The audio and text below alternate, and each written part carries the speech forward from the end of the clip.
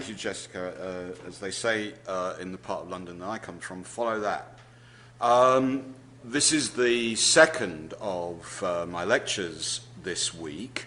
You're not entirely disadvantaged. Hang on, I'm not on. I can tell I'm not on. I'm on. You're not entirely disadvantaged if you wisely missed the first lecture, because I'm going to refer to some of that material about 3/4 of the way through this one. As a further administrative preliminary, I should also say that as far as tomorrow's seminar is concerned, you don't have to be tattooed to come, but it would be an advantage. And I risk saying, because I'm aware that this is something of an obstacle for busy folk like yourselves, that you don't really have to read the paper.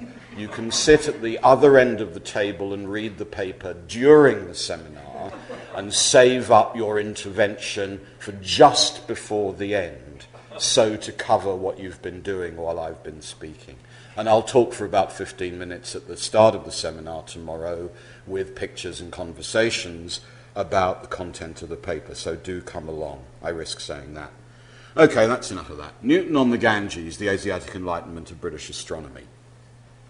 Let me start with a verse, which I will read out. Alas, the zest of learning's cup is gone.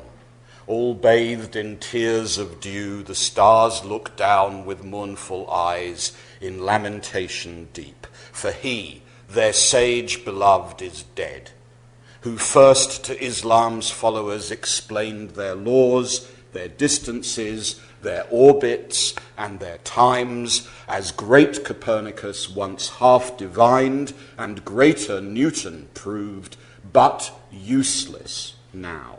Their works we turn with idle hand, and scan with vacant eye, our own first master gone. Those lines were written, as you see, in London in 1802, in the salon of the wife of a Tory member of Parliament, and they were written in Persian, and they were written by a Shiite scholar from Lucknow in Oudh, in northern India, called Abu Talib Khan, who was in London in order to discuss becoming a teacher of Persian and Arabic at the College of the East India Company at Haileybury, a post he refused on the grounds of the sheer linguistic incompetence of all the East India Company administrators whom he met. However, these lines, as you see, are a eulogy, a classical Persian courtly form, here translated into English by one of the East India Company's men, whom Abu Talib failed to praise as an expert on Persian. So doubtless the translation is inaccurate. And the lines are to the memory of the man whose work concerns me in what I want to say this evening, Tafazzul Hussain Khan, who died in Lucknow in the end of 1800, and the news of whose demise must have reached Abu Talib Khan in London at the end of 1801. And the reason why I want to think about Tafazzul's project, at least the principal and obvious reason why I want to think about him, is touched upon in the final lines of the extract here. As great Copernicus once half divined and greater Newton proved.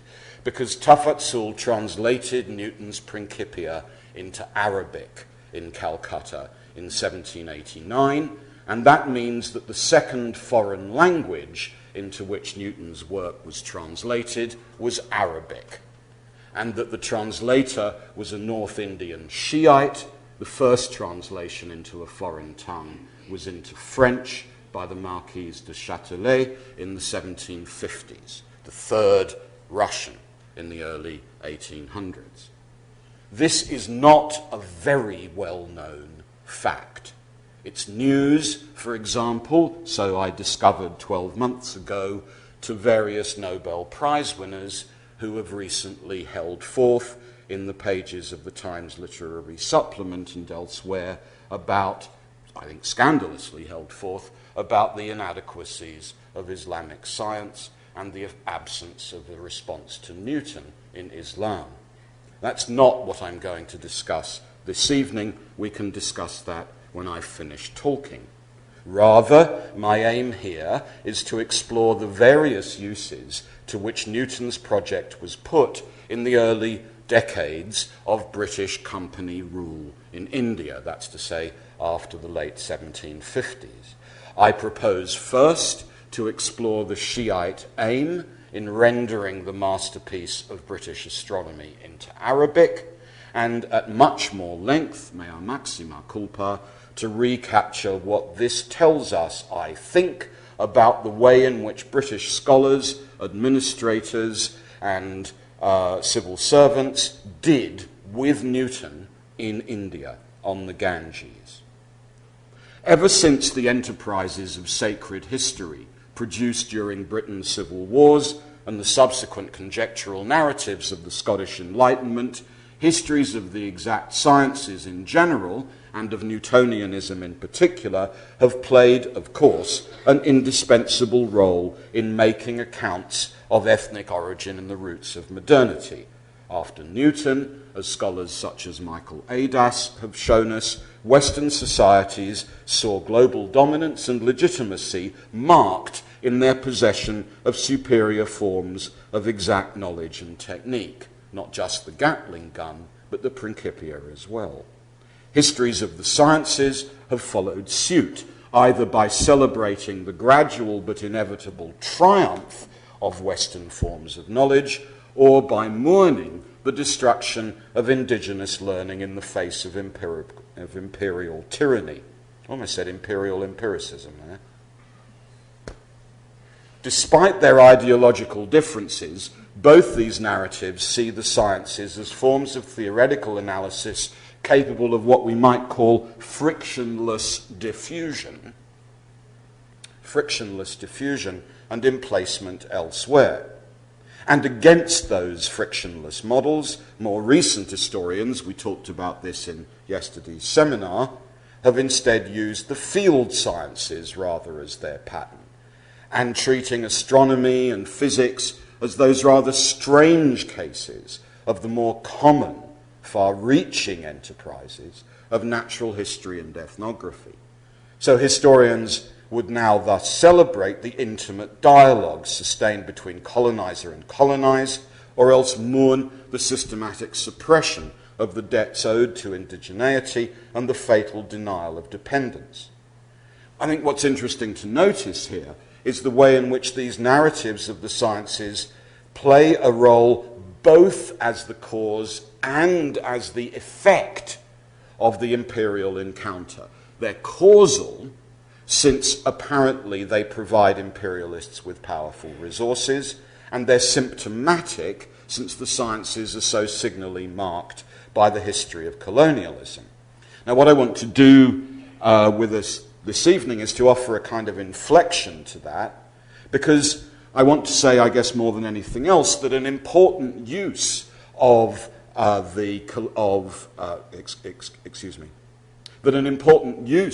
what we might call colonial astronomy was to show how the new colonizer, the settler, was in fact already present in the colonized territory.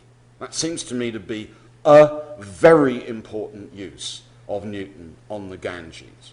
What I want to show you is the way in which Newton is deployed to show that the British are already in India, that they have returned, that they have not arrived de novo. In other words, imperial dominance could thus be represented as a form of return to the colonized culture's original condition.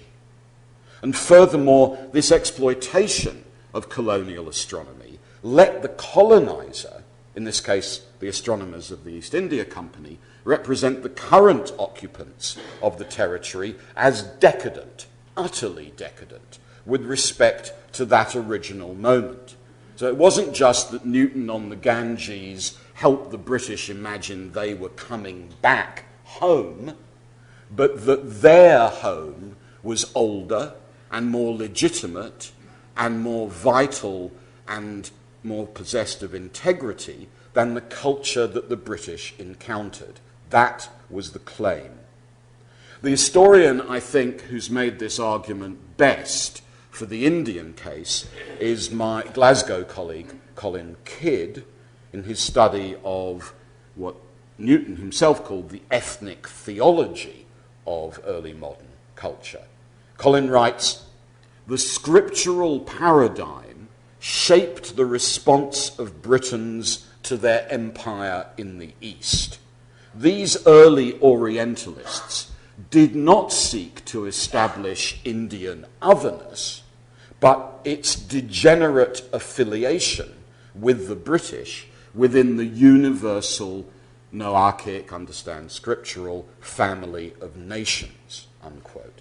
And all I would add is that Newton's astronomy was a powerful resource in establishing this claim, and Newton's astronomy's Indian fate, F-A-T-E, was marked by this exploitation, and hence at least one reason to be interested in Tafazzul Hussain Khan.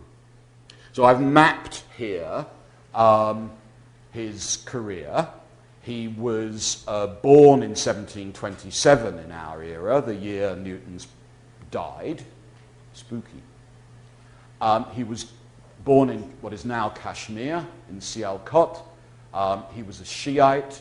He studied at the Farangi Mahal, the great college in Lucknow, from 1745, after working in Delhi. He was an administrator, courtier, and scholar for the regime of Awadh, based around Lucknow and Allahabad, and as they say, he lived in proverbially interesting times, tragically enough. In particular, he lived during a period when the British, under their military commander, Sir Robert Barker, of whom more anon, and the new Governor-General, Warren Hastings, based in Calcutta, were rapidly expanding control north and west from Bengal up the Gangetic Plain into the area controlled by Awadh. So here we see Barker, the commander of the army, in negotiation with the Awadh regime at Benares, Varanasi, in 1765, as it was represented by an Awadh artist working in Faisalabad in 1774. There are many things to say about this remarkable image. One, which will become relevant towards the end of my talk, is the salience of inscription here, of the British possession of maps, of surveys, of charts, and other inscription devices, recognized by the Awadh artist. This is the court where Tafazzul worked, represented by the fashionable East India Company artist Tilly Kettle. This is Shuja-ud-Dawla, ruler of Awadh and ruler of Tafazzul's fate, on the left with his sons, and on the right the British commander, General Barker, his officers, and his translator. This, I couldn't resist, is an Awadh representation of Tilly Kettle making that image. So this is the Englishman making this image.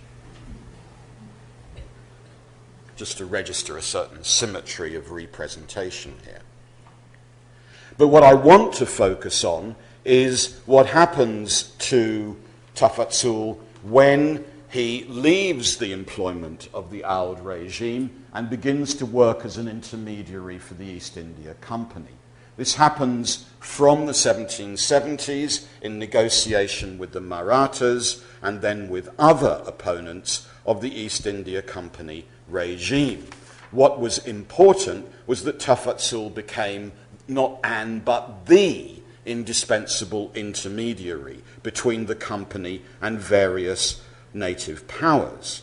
He was judged by the British, and I quote, as representing all that was wise, learned, and good among the Muslims, unquote, and in the various armed camps of the 1780s where he spent his time translating, negotiating, and working as an intermediary, he discussed with British officers, and I quote, the different laws, customs, and manners of Europe and Asia on Persian, Arabic, and Hindu literature, and above all, on the sciences of mathematics and astronomy, in which he made a considerable proficiency, unquote.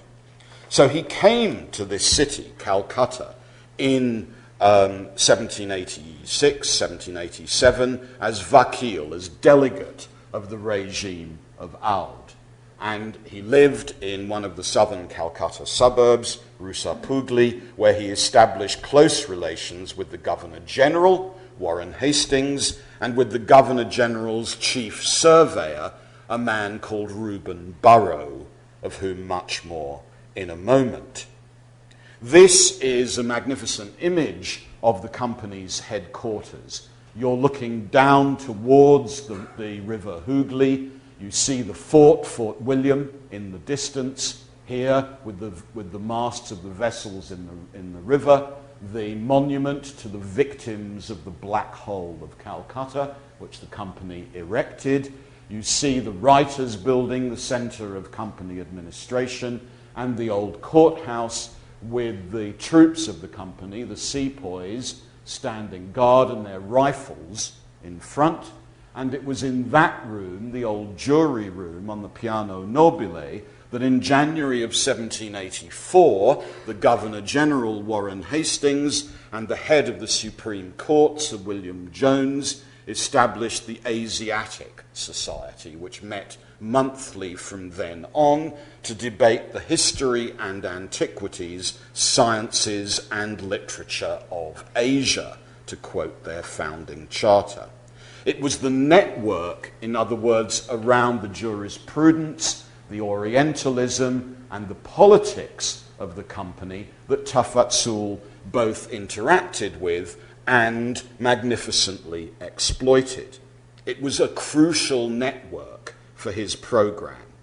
To improve his command of the company's language, he, and I quote from one of his letters, read a history of England, but I have since given it up as worthless, unquote. So historians don't always have an advantage, John. Instead, he saw much more advantage in working on the canonical texts of 18th century surveying. He understood the roots of the company's power, accountancy and maps. He studied the great treatise of algebra by the mathematics professor at the Royal Military Academy at Woolwich, Thomas Simpson, that had been published back in 1745. Such texts then helped him make sense of the most important material that he began to work on, Edmund Halley's edition of the De Sectione Rationis of Apollonius, which had been first printed in Latin in Oxford in 1706. The precise transmission mechanisms then between the classical mathematical tradition, its Newtonian version, its arrival in Calcutta, and Tafazzul's encounter with it become extremely fascinating. Reuben Burrow, whom I've mentioned already, the chief surveyor of the company in Bengal, describes what Tafazzul did. And I'll just read out this description for you. Tafazzul, says Burrow, is now employed in translating Apollonius. The fate of this work is singular. It was translated from Greek into Arabic, and the Greek original is lost, and it was afterwards translated from Arabic into Latin from an old manuscript in the Bodleian Library, and the Arabic of it is now lost somewhere in Asia. I, Burrows says, translated the Latin into English, and from the English, Tafazzul to improve his command of our tongue is now rendering it into Arabic again," unquote. This tangled network of translation and mediation was used by the Asiatic Society scholars to place Tafazzul's project into what they took to be its appropriate context. Now, that's not the only context into which Tafazzul's project can be placed. Let me emphasize that for the Shiite scholarly community in Calcutta and elsewhere in northern India, Tafazzul is a characteristic but exceptional intellectual and diplomat. He is described in his Persian obituary as a pious Shiite who also knew, apart from Persian and Arabic, English and the Roman tongue the company men call Latin, which is the learned language of the Europeans, in which they write their scholarly books, such as they are, and which has the same position among them as Arabic among us. Hence Tafazzul's project to translate these works into Arabic rather than, for example, Farsi. The principal project, as I've already pointed out, of Tafazzul in the summer of 1789, when the English and the French were thinking about something completely different, was a difficult and time-consuming one, the translation of the whole of the Principia into Arabic. And let me re-emphasize how remarkable this project is. As I've said, there were but a Latin and an English and a French version of this work when Tafazzul began. It began in the summer of 89 and continued for a year with Reuben Burroughs' encouragement. For Tafazzul then, and for his Shiite, Mughal and Farsi colleagues, this was doubtless a development of the general program to master, understand and incorporate British rational astronomy and calculation. The company's men, however, such as the Scottish physician William Hunter, who was the Asiatic Society's secretary, put the project in a completely different setting. So this is Hunter telling the Asiatic Society what Tafazzul's translation of Newton means. And this is what it means. I quote, because I'm guessing you can't all quite see that. "I have always thought that after having convinced the Eastern nations of our superiority in policy and in arms, nothing can contribute more to the extension of our national glory than the diffusion amongst them of a taste for European science. And as the means of promoting so desirable an end, those among the natives who had penetration to see and ingenuously to own its superior accuracy and evidence ought to be cherished. Among those of the Islamic faith, Tafazzul Hussein Khan, who by translating the works of the immortal Newton has conducted those imbued with Arabic literature to the fountain of all physical and astronomical knowledge, is above my praise." Now, what's interesting about this is presumably laudatory responses of this form might falsely tend to make even now and even for us the significance, the content, and the worth of Newton's astronomy self-evident. The enterprise of translating the Principia, that is to say, a retour aux sources, a move to the fountain of all physical and astronomical knowledge, might seem entirely self-evident. Who would not be seduced by this image? But what I want to do in the balance of my paper is to ask a different question. I want to ask rather about the idiosyncratic sense given Newton in Calcutta and what the British scholars there were doing with the Principia such that Tafazzul could encounter it. what I want to suggest is that in Bengal, along the Ganges, Newton offered his most loyal devotees,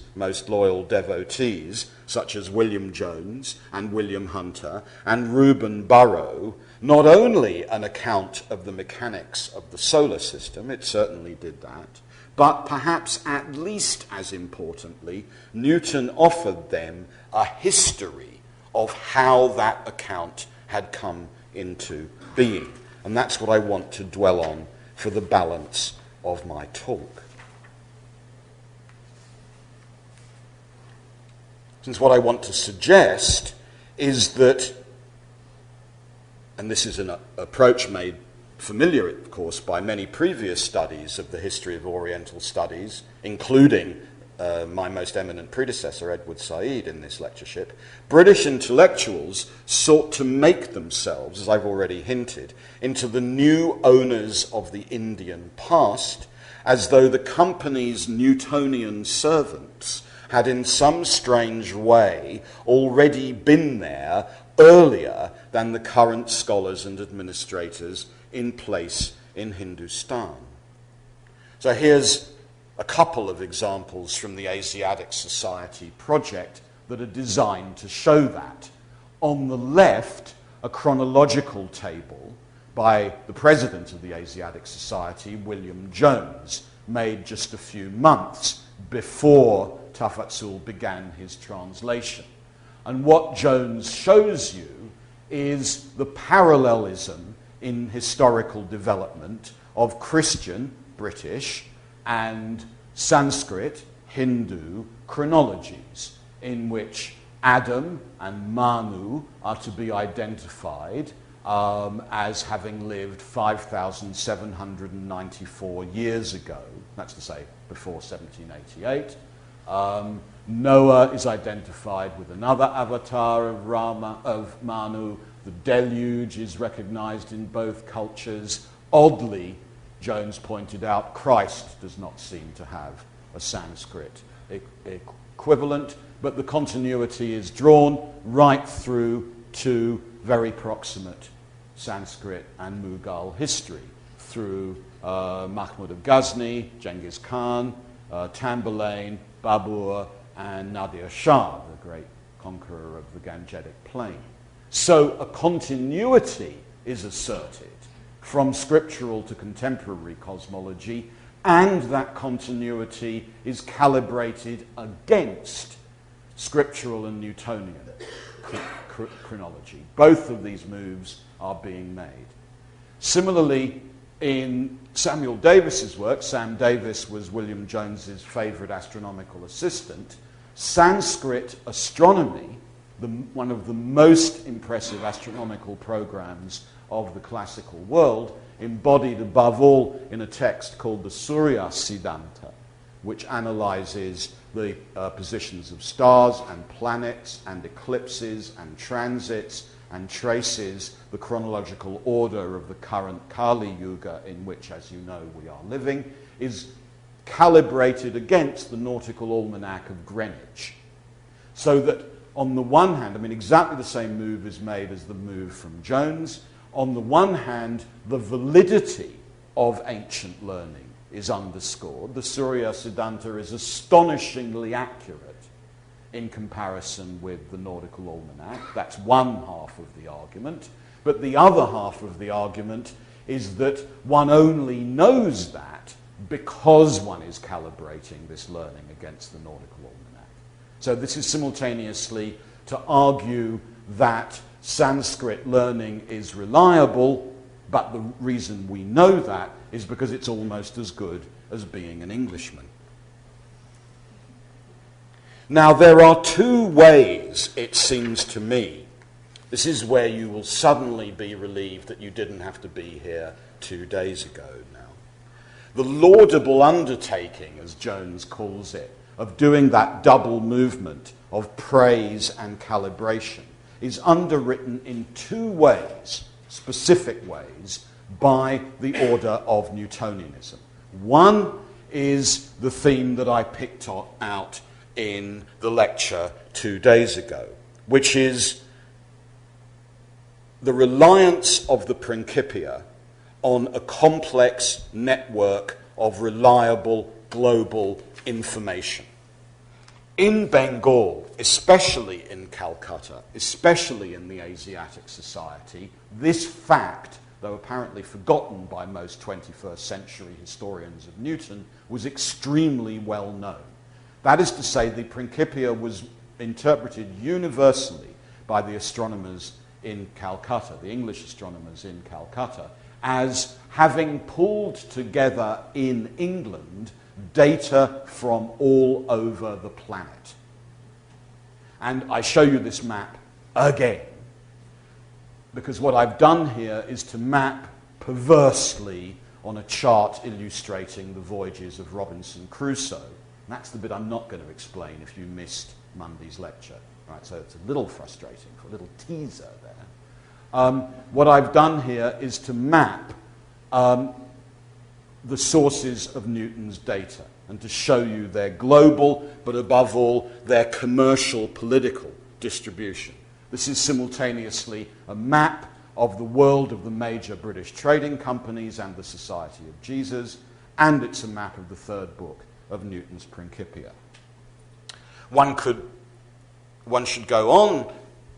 I will not go into details to particular instances of Newton's numerical data. In this case, the source of the information for Newton's work on the height of tides in various oceans. As I explained in my lecture on Monday, an exceptionally important source for Newton were the tidal observations of the pilots of the East India Company, Francis Davenport in particular, and I now want to draw your attention to the fact that this map is made for the Honourable the Governor, Deputy and Court of Committees of the Company of Merchants Trading to the East Indies. In other words, Newton's implication in the history of the East India Company is very clear. That's half of the use of Newton to the company men in Bengal.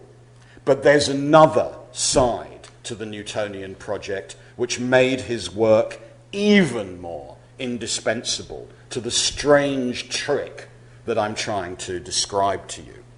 And this can stand as its symbol. If I'd known that the Cantor Art Gallery was showing this week my favourite image of Stonehenge, which is Bill Brandt's photograph called Stonehenge in the Snow, made in 1947, I would have shown you that. But I don't have to, because you can now all go to the Cantor Gallery and see that extraordinary photograph. So I have to rely on this, which is Newton's copy from Trinity College, Cambridge, of William Camden's Britannia, the 1634 edition, which shows Stonehenge in Wiltshire. Why? Because Newton thought that this structure is an image of the Newtonian system of the world.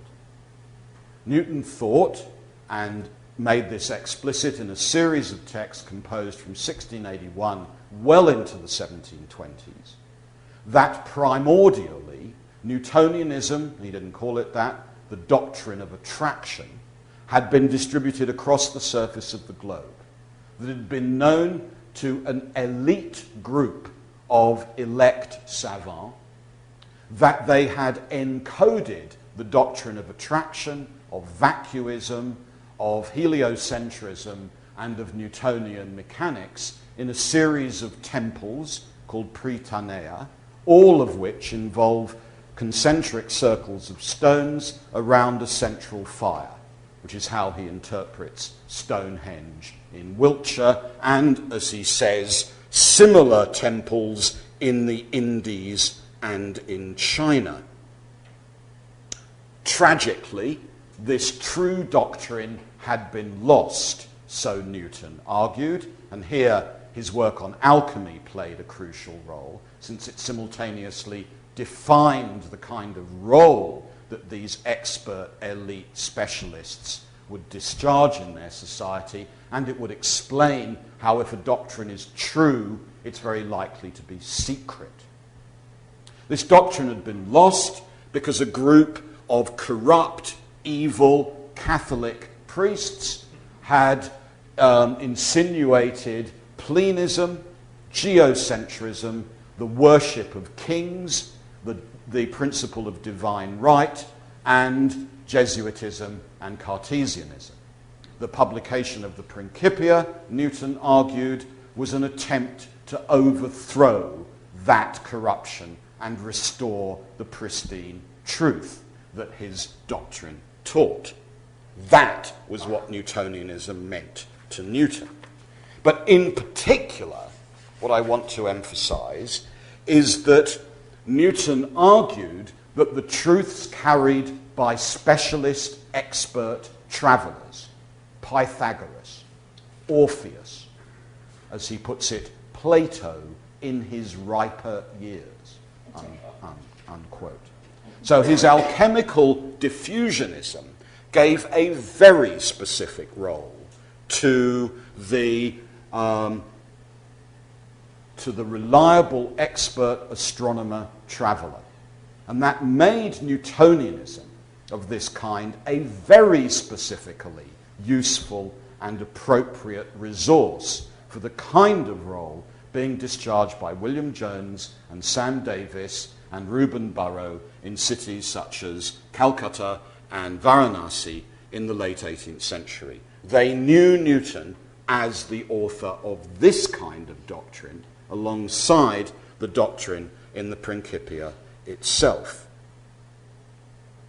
Working with this material then, Jones, Burrow, and others developed two features that made Calcutta Newtonianism specific. First, the conquerors, the elite who did the work of virtuous diffusion, were provisionally to be identified with a cognate of Buddha, whom Jones and his allies thought they recognized as a philosophical hero, a Newtonian, behind the denunciatory libels of their Brahmin pundits. Second, and therefore, the Newtonian history they forged had important implications for the relationship between true philosophy and true religion. Buddha's universally diffused primordial Newtonianism had been corrupted the way the true religion had been corrupted by Roman Catholicism. Those were the two lessons Calcutta Newtonianism taught. Now, there's clearly, that's an understatement, isn't it? There's clearly an ambiguity in this project. Sometimes, as we've already seen in hints, it seemed apt to Calcutta Newtonianisms to find ancient astronomy in extant material of Sanskrit and Mughal knowledge. And then this would well justify the claim that an authentic Newtonianism had already been present in Asia, whence its current inhabitants had very sadly declined. That's one possible way of developing this argument. But there's another way of developing the argument. By contrast, it might seem better to focus more on the contemporary predicament of Brahmin, that's to say Sanskrit, and Mughal astral sciences, and urge, rather, that they would do better meekly to absorb the true principles of British learning. And we saw that in the William Hunter statement that I quoted to you earlier. Okay, so in the balance of time that remains to me, I want to explore both those moves, because both of those moves are made, and I want to look at two cases, two enterprises, which involve that move. One involving the chief of the East India Company's artillery corps, a man called Thomas Dean Pierce, who's a friend of Burrow, and his arguments about ancient Sanskrit learning. And finally and briefly, the work of Reuben Burrow himself, Tafazzul's collaborator, the man who handed a copy of the Principia to the great Shiite mathematician.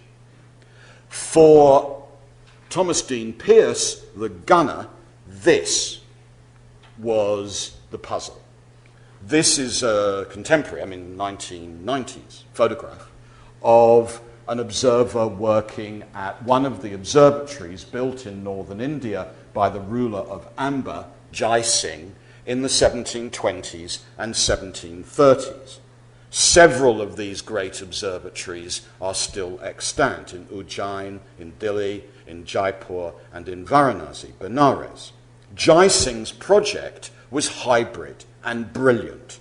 We are in the early decades of our 18th century. He aimed to weld together in a complex whole the Sanskrit tradition of the Surya Siddhanta, up-to-date Islamic celestial models, and the best European astronomy. He sent delegates from his headquarters at Jaipur to Portugal to collect European astronomical tables and bring them back to Jaipur and elsewhere to incorporate them into his observatory. He also learnt, this is very well known, that European astronomical instruments don't work well in Europe and a fortiori in India. They warp and bend and melt. Brass instruments do not come up to the ideas which I have formed of accuracy because of the smallness of their size, their want of division into minutes, the shaking and wearing of their axes, the displacement of the centres of their circles, and the shifting of their planes. The Raja therefore decided to commission vast new stone devices which use the shadow cast by a gnomon or a cunningly placed wire to follow the risings, settings, and transit times of planets and stars. In one of Jai Singh's texts, known as the Aid to the Representation of the European Theory of the Moon, there were diagrams in which it's clearly being assumed that the Earth moves around the Sun, for example. He died in 1743. In 1771, the British Army, under the command of Robert Barker, whom we saw earlier, with Thomas Dean Pierce in command of the gun company, arrived at Jai Singh's observatory in Varanasi, in Benares. And this is their representation of the observatory on the Ganges. Just to show you where it is, this is where it is. It's there, up on the roof of this building overlooking the Ganga. Now, here's the point. Pierce and Barker admired, as who would not, the astonishing astronomical sophistication of this structure and therefore could not imagine that it was recent. It followed that the sophistication and splendour of these extraordinary astronomical instruments must be ancient, since clearly Indian. So the logic of Pierce and Barker's argument is that mathematical exactness is a sign, if it's not British, that instruments are at least 2 centuries and probably 7 or 8 centuries old, since, quote, the arts appear to have declined equally with science in the East. These company go-betweens link an assertion of timeless Sanskrit superiority with an assertion of absolutely decadent contemporary Brahmin learning to give Jai Singh's instruments a very, very ancient date indeed. Remember that when this image was made, the gnomon on the left was 40 years old. And the British cannot imagine that's true at this point. Pierce went further. On his way back to Calcutta in 1779, he came across this text, which is a work called The Wonders of Creation, the Ajaib al-Makhlukat, which had been made in the 1260s of our era in Western Persia by the physician and judge Zakaria ibn Muhammad al-Qazvini. This is an encyclopedia of natural history, astrology, and medicine. Peirce admired this figure in particular because it's the figure of Saturn. Why? In a letter that he wrote in 1780 and sent to the President of the Royal Society, Joseph Banks, in 1783, he copied out. Can you see it's the same image, right? So that's what he's seen. And this is the figure of Saturn. Now, why is this so striking? Saturn, as you see, appears seven-armed, holding a necklace, a scourge, a crown, a pick, a shovel, and a rat. It seemed obvious to Peirce that what was going on here was that this text sees Saturn as having 6 moons and a ring. A fact, well, there are 2 facts there. One fact is that Saturn has a ring. And as many of you will know, Europeans can only see Saturn's ring through a telescope. Secondly, in 1780, Saturn was known to have but 5 moons. So this image, says Peirce, shows A, that ancient Sanskrit astronomers had telescopes, and B, that there will be 6 moons around Saturn. And sure enough, in 1783, William Herschel in the west of England discovered the 6th moon of Saturn. So Peirce was arguing that a text which is in fact an astrological encyclopedia of the 1200s is an immemorially ancient Sanskrit text, and it is evidence that Indian astronomers invented and possessed telescopes thousands of years ago, says Peirce. This argument does not play well at the Asiatic Society. In fact, when Peirce died, as most of the people whom I discuss in my story did, rather early in his life at Serampore in July of 1789, William Jones was charged with the task of writing his obituary. "I'm sorry we've lost Colonel Peirce, though he was an ill-tempered son of a bitch, and I don't believe in his 7 arms or the satellites of Saturn," unquote. So the commander of the East India Company's artillery corps is making the move that I've tried to show you is fairly characteristic of sections of Calcutta Newtonianism at this period. In order to be impressed by indigenous learning, one must make it immemorially ancient and then calibrate it against contemporary British science. The extreme example of that is the work of Reuben Burrow, Tafatsul's informant, collaborator, and colleague. Let me, in closing, briefly evoke his work. He was from Yorkshire. He was often drunk. He was violent and passionate.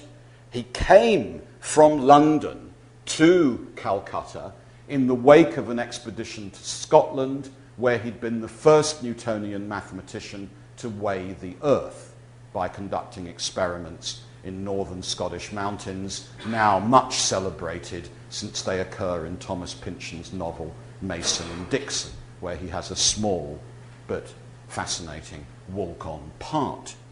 He came to India specifically because he reckoned that contemporary Newtonian calculus had as its origin lost Arabic and Sanskrit mathematical algebraic texts. When he arrived in Calcutta in the 1780s, he set out to search for them. He got himself employed as surveyor for the company. This is a map of his journeys between 1787 and 1791. He travelled all the way up the Ganges to its source in Hardwar, where he was just before meeting Tafatsul in February of 1789, along the Brahmaputra towards the border with Assam and down the coast of Myanmar to Arakan as well. He was one of the most widely travelled of the of the Calcutta Newtonians. But what is interesting, at least for me, about his work, let me go forward to how he summarises it, is that the results of the surveys that Burrough conducted for the East India Company, the first adequate maps of Bengal and the Gangetic Plain made by the British surveyors, were accompanied by this gloss by Burrough. So this, let me emphasise, is the view of Newtonianism and the doctrine of attraction that the man with whom Tafatul was working in the summer of 1789 held. And I quote, "From the aforesaid country," in other words, from northern India, "the Hindu religion probably spread over the whole earth. There are signs of it in every northern country and almost every system of worship. In England," and I love this bit, work with me on this, "in England it is obvious Stonehenge is evidently one of the temples of Buddha." I agree.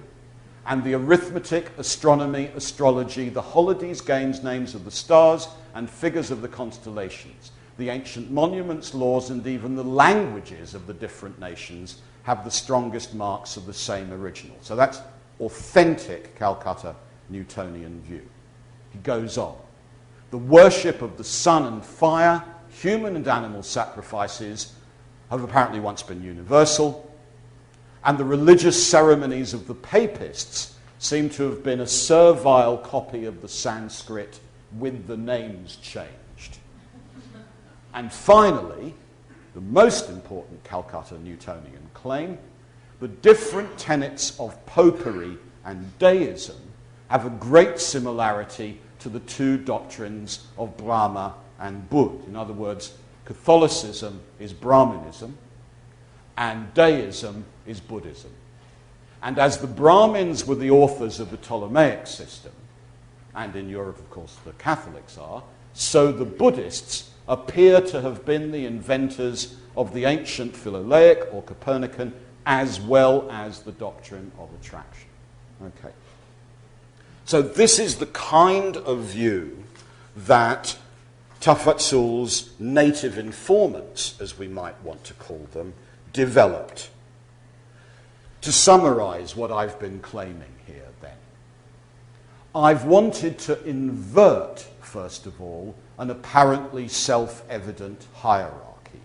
I've wanted to treat the British as the go-betweens and the Shiite analysts as the enlightened experts.